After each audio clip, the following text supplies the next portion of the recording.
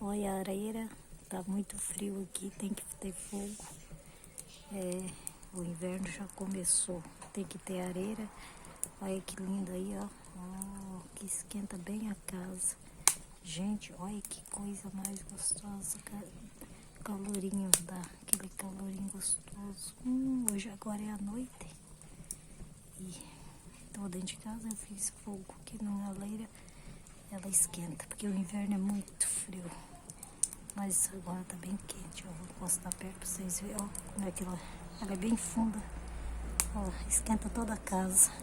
Gente, inscreve no canal, dê o like, curte aí o vídeo se você gosta. Diz aí se também tá esfriando nesse inverno. Tchau. Curte aí meu vídeo, inscreve no canal e dê o like.